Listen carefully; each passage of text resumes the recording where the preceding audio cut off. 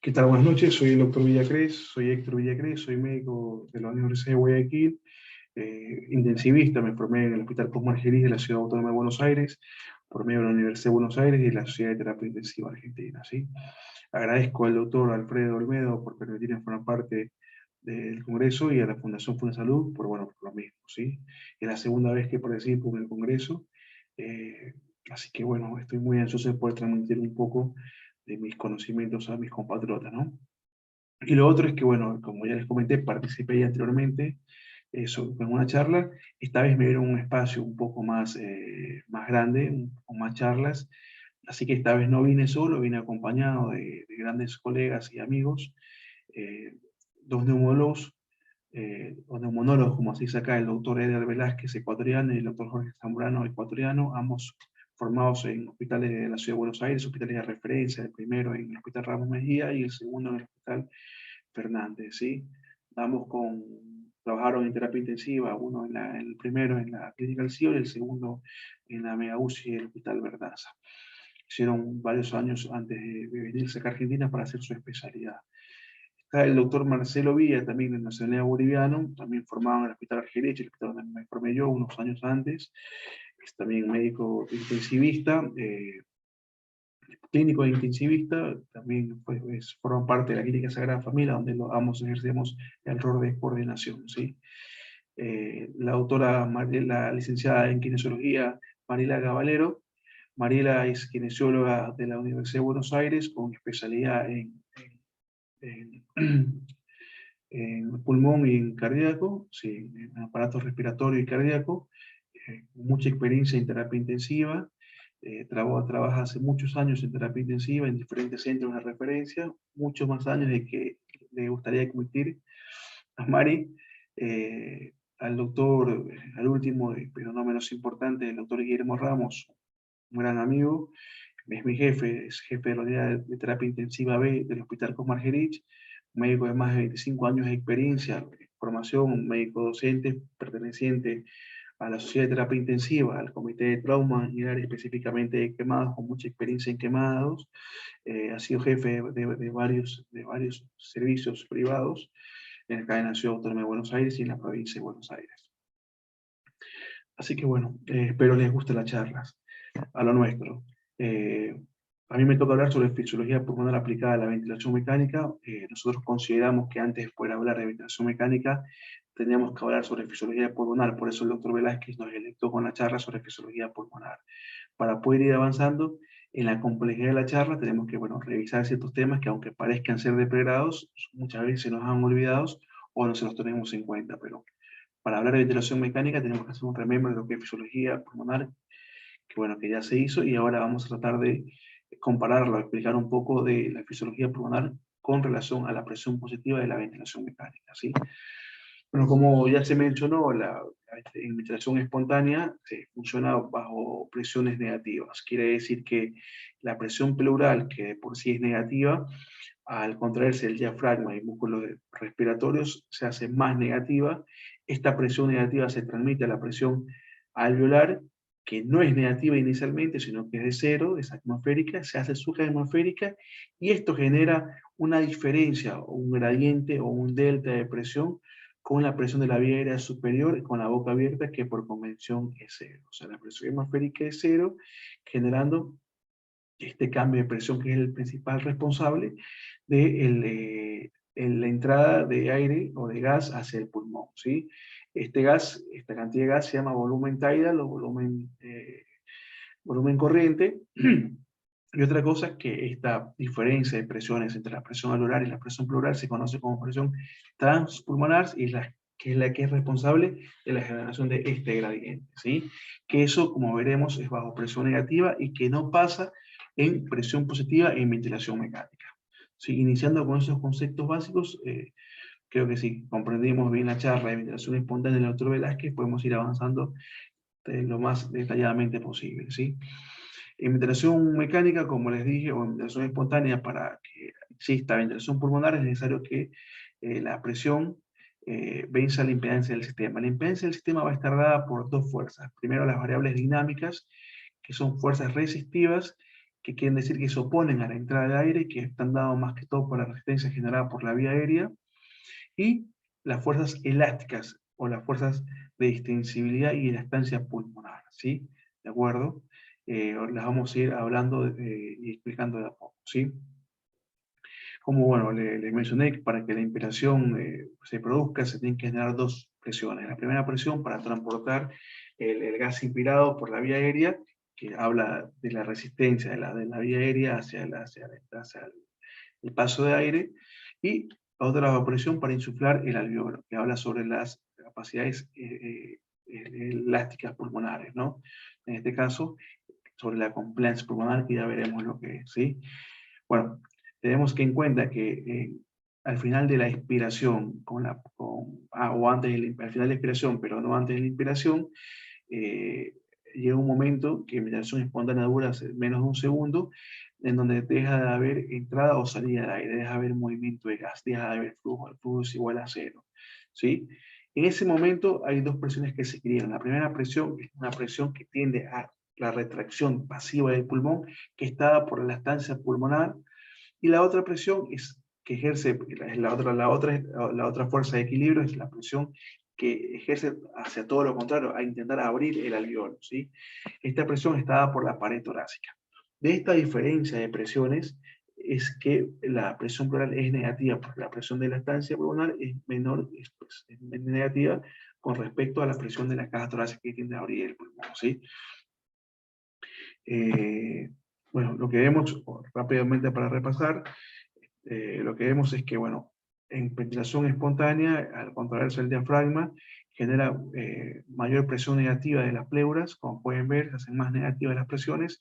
Esto a su vez se transmite a la presión alveolar, se hace más negativa y esto es lo que genera el gradiente con la entrada de aire en inspiración. En la expiración sale el aire, la presión alveolar vuelve a ser positiva, o por lo menos cero, y la presión pleural vuelve a ser menos negativa que en la inspiración. ¿De acuerdo? Eso es lo que hemos estado hablando, bueno, hace ya rato, ¿no? Lo otro, bueno, importante es que este volumen que entra, el flujo establecido, se conoce como el volumen tidal, ¿sí? Eso ya lo hablamos.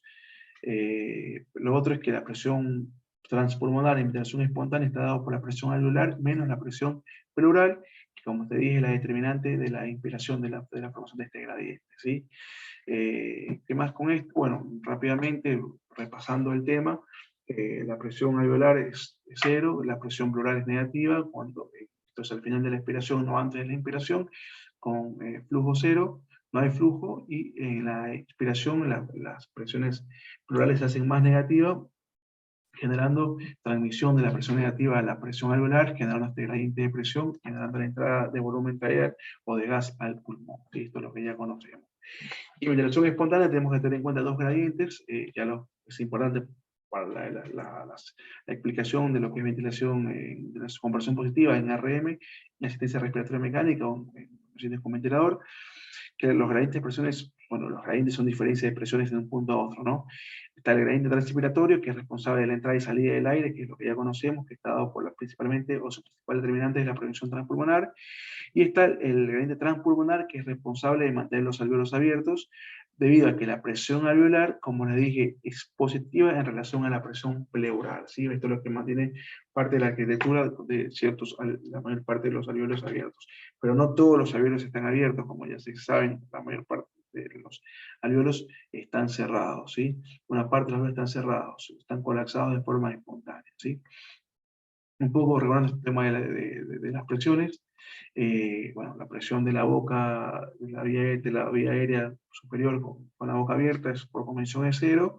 Esto, bueno, en este momento no tiene relevancia porque no estamos hablando de ventilación mecánica.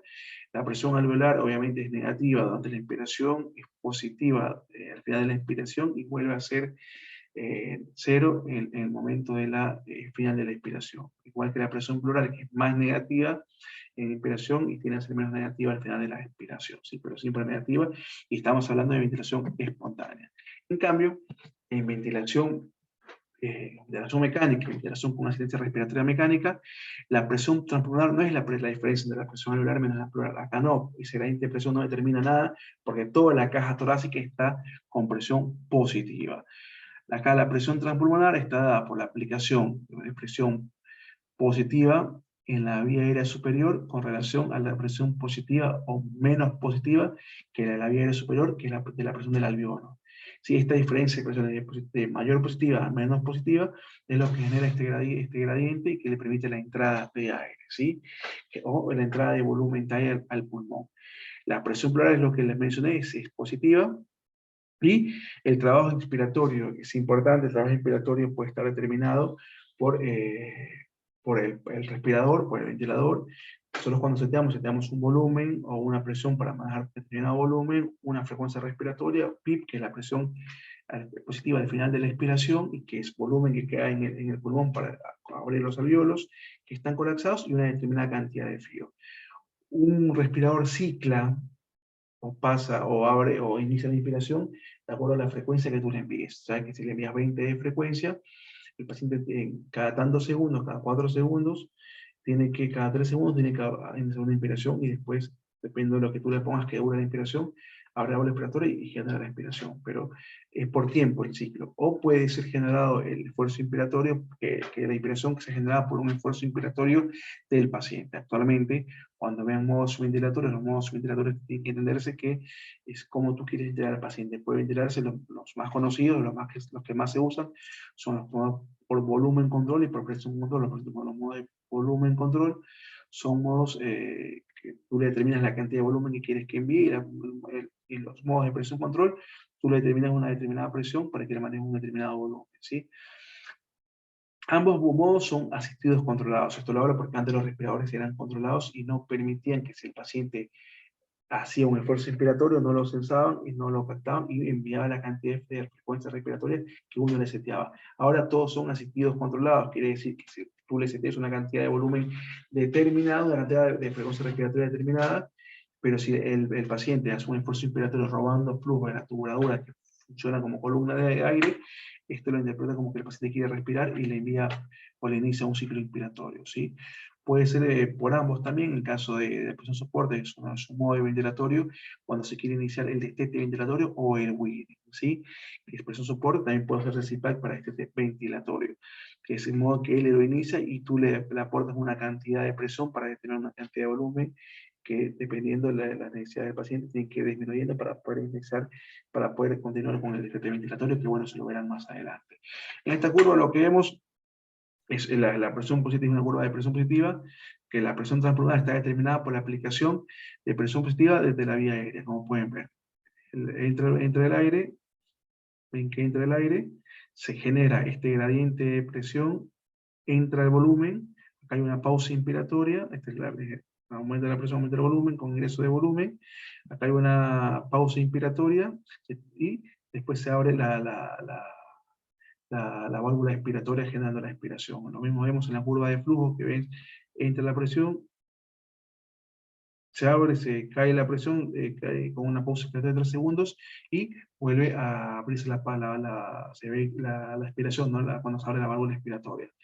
Esto es en volumen control, ¿sí?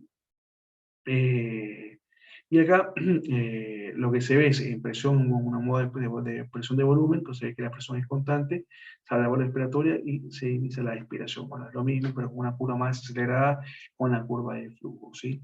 Esto, bueno, lo vamos a entender vamos a seguir explicando más adelante. La gradiente de presión durante la presión positiva, bueno, lo que hablábamos, que durante la presión positiva, la ventilación mecánica incrementa en la vía aérea superior un gradiente de presión con respecto a la presión alveolar, generando el paso de aire. Es lo opuesto a lo que ocurre en ventilación espontánea, que se produce entre la alveolar y la pleura, y es con presión negativa. Por eso que la presión pleural es positiva o menos negativa de lo que sucede realmente, ¿sí? O sea que bueno, lo que te quiere decir es que las presiones de ventilación mecánica son con presiones positivas, las presiones pleurales o las presiones intratorácicas son todas positivas. Este mecanismo repercute en la ventilación mecánica, en la circulación, en la homeostasis del cuerpo. La ventilación mecánica modifica un sinnúmero de variables fisiológicas. Esto se habla en cardiodependencia, paciente respirador, entre esos lo que es la parte hemodinámica del paciente. En ventilación espontánea lo que tiende a pasar es que el paciente, al disminuir su presión intratorácica, por contracción del diafragma y caída de las presiones pleurales o mayor negativización de las presiones pleurales, esto genera una bomba de vacío, aumentando el retorno venoso con cada inspiración, colapsando la vena cava inferior. Por eso en la ventilación espontánea hay colapso de la vena cava. En cambio, en presión positiva, justamente acá no hay presión negativa, acá la caja torácica se llena de presión, lo que hace que se disminuya el retorno venoso y la vena cava se distienda. Por eso en ventilación con presión positiva, la presión la vena cava se distiende, se colapsa disminuyendo el retorno venoso. Y a su vez un sinnúmero de cosas más con respecto al ventrículo izquierdo y ventrículo derecho, que bueno, que eso ahora sería alargar la charla, ¿sí? Importante, datos importantes, que es el volumen residual, que es el volumen de aire, que no puede ser exhalado debido a que la caja torácica no permite la exhalación completa del aire que queda, ¿sí? Y la capacidad respiratoria funcional no es nada más que la cantidad de aire que queda en los pulmones luego de una expiración normal, ¿de acuerdo? Rápidamente para ir avanzando, bueno, las capacidades y volúmenes estáticos, el volumen interior de un paciente tiene que adecuarse. ¿Qué cantidad de volumen le ponemos al paciente? ¿Con qué ingresamos? ¿Cómo sabemos cómo hay que medir el paciente? ¿Sí? Es de 6 a 8 mililitros kilo, que se debe iniciar. Antes se hablaba de 10 a 12 mililitros kilo, pero acá lo importante es saber, eso lo van a ver en generalidades, que el peso tiene que ser calculado con la talla, es un peso teórico, ¿sí?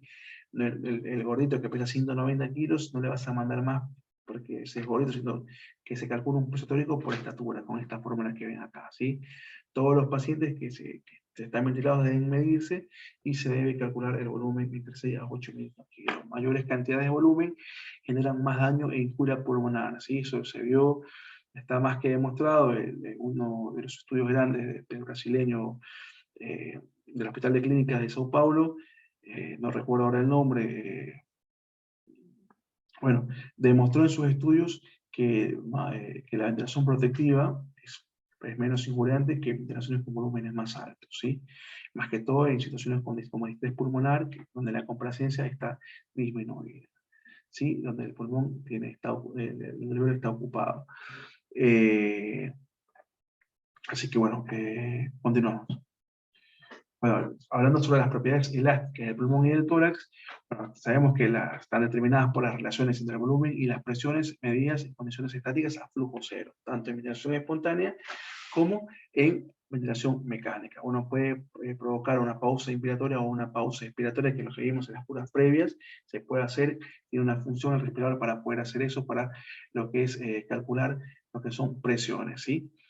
¿De acuerdo? El ingreso de volumen al pulmón requiere, como te dije, ciertas presiones negativas en ventilación espontánea y positivas en ventilación mecánica, eso ya lo mencioné, y la magnitud del cambio de presiones es diferente durante cada ciclo inspiratorio, ¿sí? Esto se llama fenómeno de histéresis y quiere decir que durante la inspiración en una curva inspiratoria, es una curva de volumen-presión, perdón, con una fase inspiratoria y una fase expiratoria, ¿sí? Por ejemplo, en el inicio de la inspiración, lo que vamos a ver es que, como les dije, no todos los alvéolos están abiertos, ¿sí? Hay alvéolos que están colapsados de forma espontánea. Para abrir esos alvéolos requiere una mayor cantidad de presión que para extender los alvéolos que están abiertos.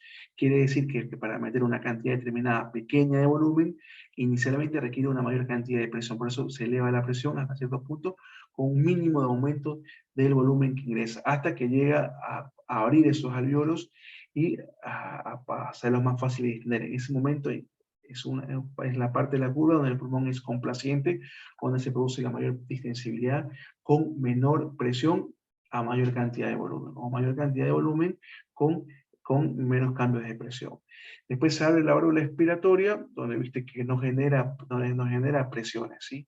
Hay un menú más la presión disminuye, por ende, la magnitud de los cambios de presiones es completamente diferente entre el ciclo inspiratorio o expiratorio. Incluso en el mismo ciclo inspiratorio, en la misma fase de la curva inspiratoria, las gradientes de presión son diferentes, ¿sí? bueno, lo que les mencionaba, esto de que para la extensión mayor, para reclutar esos alvéolos que están colapsados en inspiración, es que la que se necesita para evitar su colapso y mantenerlos abiertos, ¿sí? Bueno, más específicamente o más detalladamente, lo que vemos es que en la zona de la curva inspiratoria, lo que vemos es que, como les dije, en en esta parte inicial de la curva, de la fase inspiratoria, para levantar poca cantidad de volumen requiere una cantidad de presión para abrir esos alvéolos. Después pasa a la zona con buena extensibilidad o la zona de complacencia o zona de extensibilidad pulmonar y llega al final a un volumen constante. Llega un momento en que el aire no puede seguir entrando, o que mínimas cambios o mínima cantidad de aire que entra o mínimos cambios en el delta de volumen que entra generan más cambios de presiones. Esto te habla de distensibilidad pulmonar, ¿sí? Ven cómo la curva se horizontaliza. Si en vez de seguir metiendo volumen con menos cambios de presiones, la curva deja de meter tanto volumen, pero mueve más presiones, ¿sí? Este punto, el de abajo, el de que pasa de mayor presión con menos volumen a la zona de extensibilidad correcta, a la zona de extensibilidad ideal, se llama punto de inflexión inferior y puede ser modificado o puede estar, puede agrandarse o puede acortar la curva de mayor extensibilidad, o sea, puede subir en ciertas patologías acortando el periodo de mayor extensibilidad, como por ejemplo en el estrés respiratorio, que es la vedette de las enfermedades bueno, que requieren un respirador y con disminución de la complacencia pulmonar, o sea, o disminución de la zona de extensibilidad del pulmón, ¿sí? Y esto nos podemos ayudar con PIP. Como les dije, PIP es parte de los parámetros que uno hace un setea en el respirador, que no es más que volumen que queda en el final de la expiración, por su expresión positiva al final de la expiración, que esto aumenta la capacidad residual funcional. Con la PIP lo que podemos hacer es desplazar desplazar este punto de inflexión hacia más abajo, aumentando las zonas donde tiene mayor extensibilidad del pulmón, ¿sí? ¿Cómo lo hace? Con PIP, manteniendo estos volúmenes interpulmonares al final de la expiración, o sea, siendo positiva y mayor o positiva, hace que estos alvéolos que están colapsados completamente o que están ocupados en caso de estrés respiratorio estén abiertos, ¿sí? Sí, generando mayor cantidad de entrada con menos cantidad de volumen, o sea, pasando a la zona de buena extensibilidad. Y todo lo contrario, y hablamos del punto de inflexión superior, perdón, que es el punto donde ya no puede entrar más volumen, porque cambios pequeños de volumen generan cambios grandes de presión, ¿sí? Esto te habla de hiperinsuflación dinámica, como el pacientes con EPOC, donde requieren volúmenes más pequeños por la hiperinsuflación, o cuando nosotros nos pasamos de la cantidad de PIP o la cantidad de volumen que le mandamos al paciente, ¿sí? ¿Qué más? Bueno, cierto, que el volumen, el punto de inflexión superior es lo más cercano a la capacidad pulmonar total, ¿sí? Lo mismo, el, el gráfico es volumen-presión. Como vemos el punto de inflexión inferior, vemos la zona de buena extensibilidad y llegamos al punto de inflexión superior donde ves cómo se horizontaliza la curva bueno, que nos dice que está metiendo poco volumen con una mayor cantidad de presión. Habla de extensibilidad pulmonar, ¿sí? Ahora, específicamente vamos a hablar de compliance. La compliance, la curva que vimos, la curva de histéresis, no es más que la compliance. La compliance explica como un determinado cambio de volumen, un determinado cambio o delta de volumen, debido a un determinado cambio o delta de presión. En otras palabras, es la cantidad de presión que necesita para que haya un cambio determinado de volumen, ¿sí? Que es esa zona de distensibilidad, lo que si uno lo explica fisiológicamente con un dibujo, es la zona de distensibilidad que acabé de explicar, ¿sí?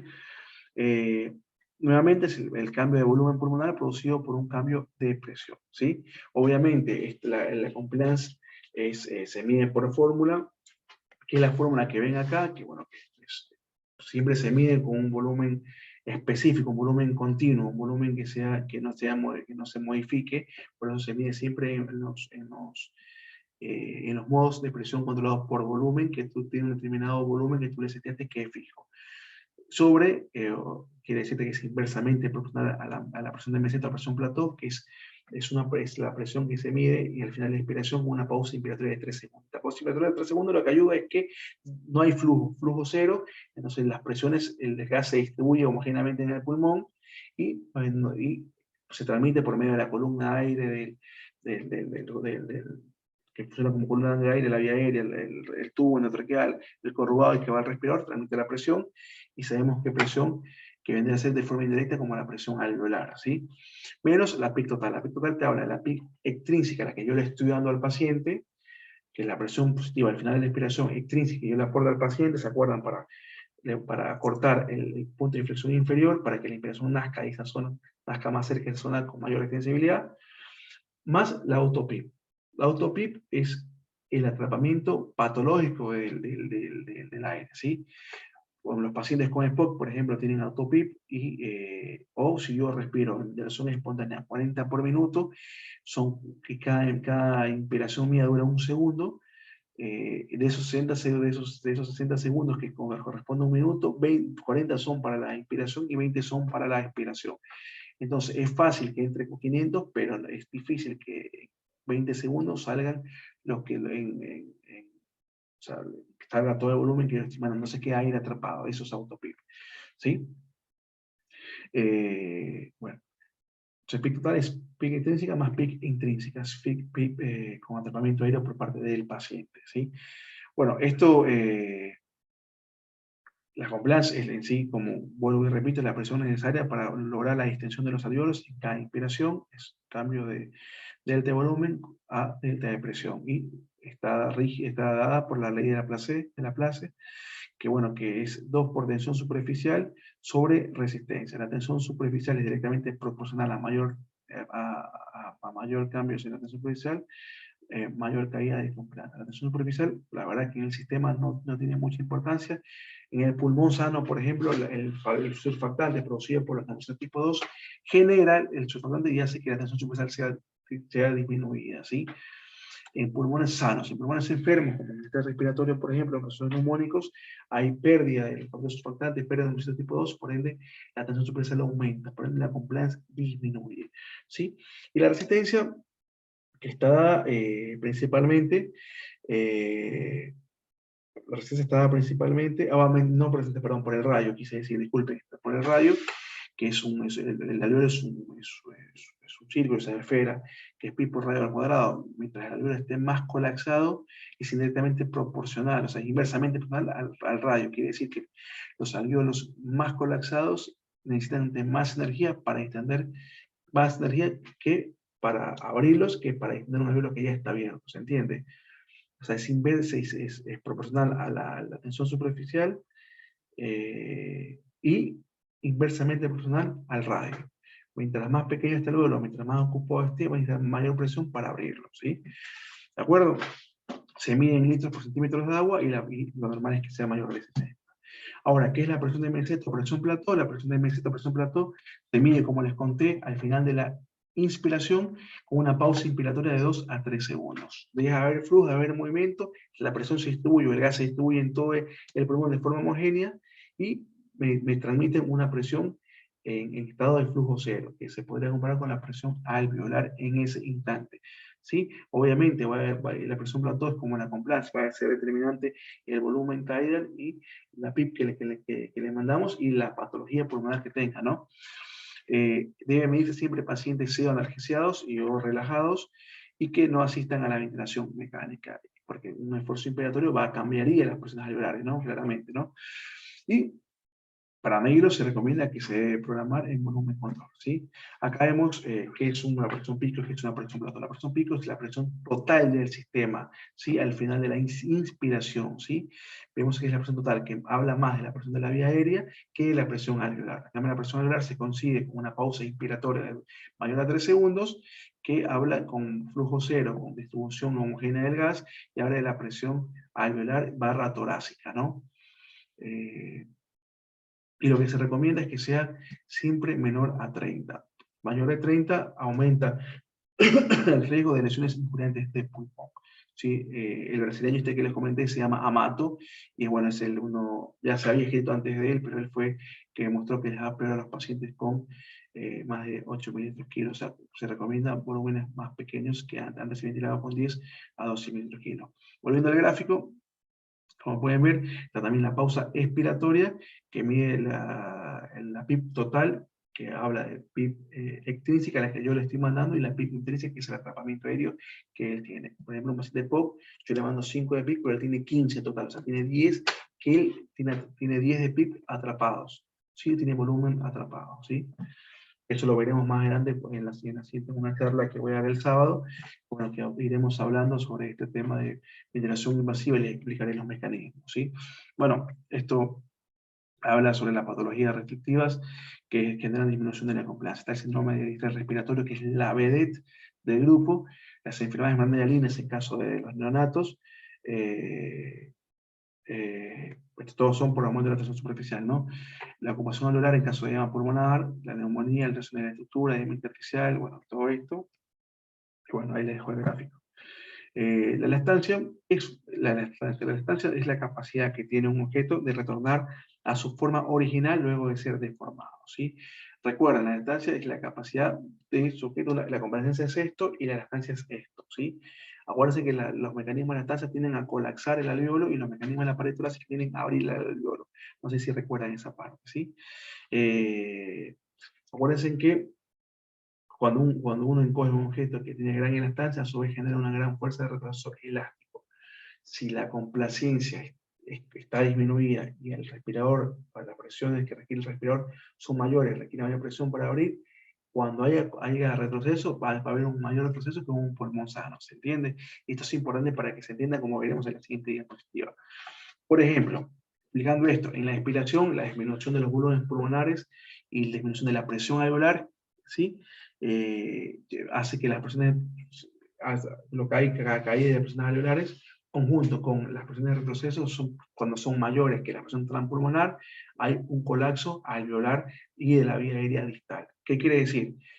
En inspiración sale el volumen que yo le mandé, lo está expirando, y la presión alveolar cae, y las presiones de retrocesos o la presión de lactancia es mayor que la presión alveolar, la presión transpulmonar, se colapsa, ¿sí?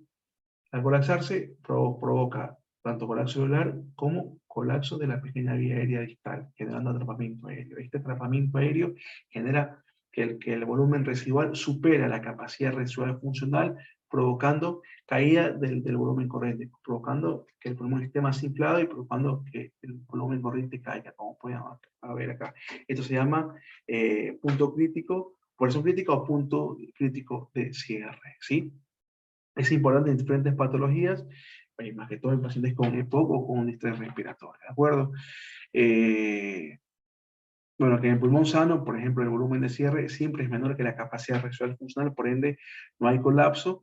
Sí pasa en los pulmones con lesiones, como el estrés o los EPOC, donde cae por debajo del volumen de cierre, con colapso y hipoxemia. Son pulmones perfundidos, pero colapsados, o sea, no ventilados, por ende provoca shunt. Esto a su vez provoca hipoxemia por la mezcla de sangre desoxigenada con sangre oxigenada, ¿sí?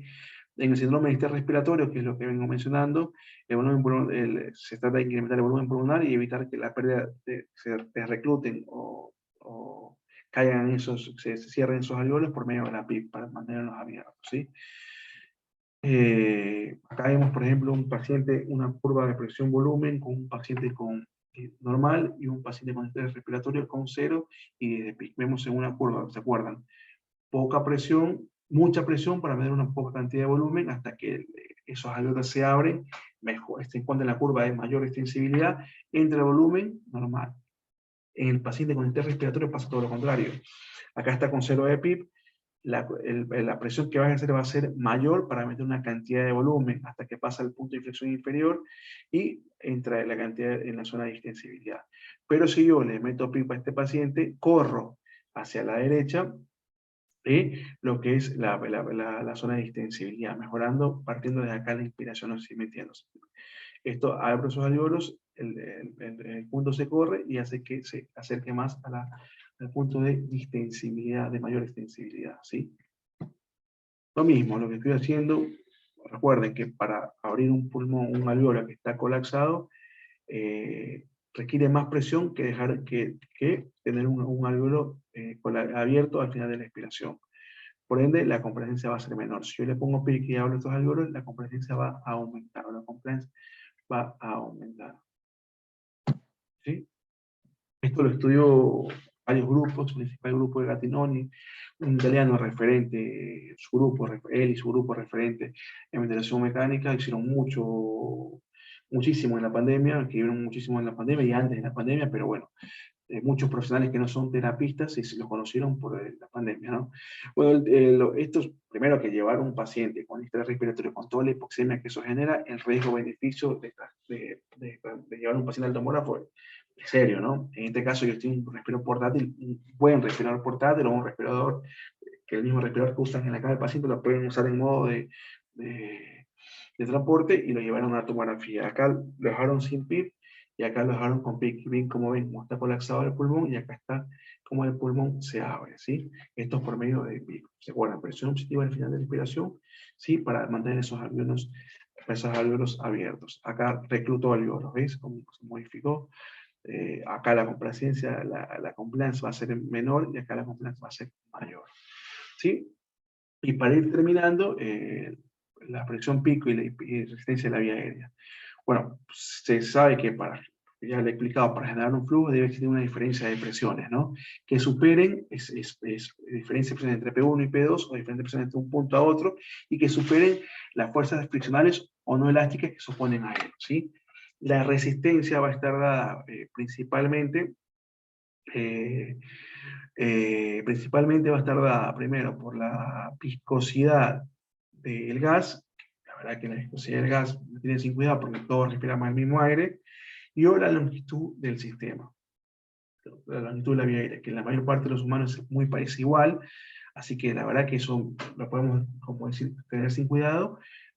Entonces decimos que la mayor parte de la resistencia al flujo por parte de la vía aérea está dado por su diámetro, por el diámetro de la vía aérea. O sea que la resistencia en el 90% de los casos se genera en la vía aérea, ¿sí? Y no en la viscosidad del gas o la longitud de la vía aérea, ¿sí? ¿Se entiende esto? O sea que es es un tubo, sí, es un cilindro. Ahora dicen que esto es importante, un cilindro se calcula como el diámetro pi por radio al cuadrado, ¿sí? Por radio al cuadrado, todo proceso que disminuye el radio duplica la resistencia, ¿sí? Lo mismo pasa con un tubo nototraqueal 7 a un tubo nototraqueal 8, donde la resistencia es el doble. Todo proceso que genere disminución de la luz de la vía aérea, como por el caso de broncoespasmo, o que se llene de moco, va a provocar aumento de la resistencia, ¿sí? Y acá te va a alarmar la alarma de pico, de la pico, pues siempre está seteado todo en 40, por encima de eso el riesgo de neumotórax o de barotrauma, o de volutrauma o barotrauma es más alto, ¿sí? Generando que te salten las alarmas, no sabes por qué, si está lleno de moco, está con broncoespasmo, ¿se entiende? El 90% de la resistencia está dada por la vía aérea. La vía aérea es un cilindro, pi por radio al cuadrado. Todo lo que genere disminución de su diámetro va a generar aumento de la resistencia, ¿sí? Al cuadrado, ¿se entiende? ¿De acuerdo? Y en la vía aérea superior, el flujo, por ejemplo, al ser más en la vía aérea superior, el flujo por ser transicional o turbulento, ¿sí? Genera más resistencia. Como ven, cuando es transicional en los bronquios, por ejemplo, genera más resistencia que cuando es cristal, ¿sí? Que es más laminar, generando menos resistencia, ¿sí? Y para terminar, estamos hablando de la ecuación de movimiento. La ecuación de movimiento son que para que exista una imperación son todo lo que es directamente proporcional para que entre aire, gas al pulmón, para que se produzca una resistencia tanto en ventilación espontánea como en ventilación con presión positiva, tiene que generar, es directamente proporcional a la compliance e inversamente proporcional a la resistencia, ¿sí? Más la autopico, o sea que el delta de volumen que se genere es directamente proporcional a la compliance, mientras menos compliance, más resistencia puede entrar por el volumen, ¿sí? Y directamente proporcional a la resistencia, mientras menos resistencia es menos entrada de volumen, y más la autopic. La autopic funciona como un método de carga, ¿sí? Funciona como carga extra al sistema respiratorio. Por ejemplo, el EPOC en ventilación espontánea como tiene atrapamiento aéreo, tiene autopic, tiene pique intrínseco, genera que cuando él quiere inspirar, tiene que superar esa presión que la pleura, que en este caso es menos negativa o casi positiva, para generar ese gradiente de presión con la boca. O sea, tiene que hacer mayor esfuerzo para vencer ese gradiente. Pasa lo mismo en relación mecánica, tiene que hacer más esfuerzo ese gradiente de la presión de la vía aérea con el alveolo para generar la entrada de aire, ¿sí? O sea que el gradiente pulmonar es directamente proporcional a la resistencia e inversamente proporcional a la compliance. Mientras mayor compliance, mayor gradiente pulmonar, y en conclusión es la presión requerida, ejercida contra la presión de base, o sea, para vencer, provocar una inspiración. Bueno, espero haya sido claro, fui lo más resumido posible. Esta charla la saqué en su mayor parte del libro de ventilación mecánica. No es que lo van a encontrar en los artículos, en los últimos artículos salidos de la New England Journal, la MSK o New Critical Care Medicine, no, no es así. La fisiología pulmonar, cuando uno recién empieza a leer ventilación mecánica, cuando uno empieza en terapia intensiva, lo ideal es empezar con libros. ¿Sí? Estos conocimientos de fisiología pulmonar aplicar en ventilación mecánica no han sido modificados durante años. La explicación sigue siendo igual, con diferentes palabras, en diferentes libros que leí. Esta la saqué de los libros de ventilación mecánica de la SATI, del libro de ventilación mecánica del doctor Arata. Es también un buen libro, y bueno, de un par de libros más con respecto a fisiología, del libro de Wells, bueno, y otros libros de ventilación mecánica. Por eso no puse la cita bibliográfica, porque bueno, se los quería comunicar que esto está provocado por libros. No es que hay un artículo nuevo que salió, que como cuando veremos en lo que es en la charla siguiente que me toca dar, que es la de trastornos obstructivos, sí hay diferentes artículos que van saliendo y van renovando la información y la recomendación. Esto es fisiología pulmonar, y lo básico se lee de los libros, en este caso, ¿sí? Que es lo que yo recomiendo cuando uno recién inicia su periodo de formación en el posgrado de terapia intensiva. El mínimo artículo sobre el dry pressure todavía me tiene sin cuidado, que sin antes saber fisiología pulmonar, ¿sí? Espero se haya entendido. Espero haya sido claro, así que bueno, si tienen alguna pregunta, nos veremos el sábado. Yo les voy a dejar mi mail. Así que, bueno, muchas gracias, y bueno, nos veremos el día sábado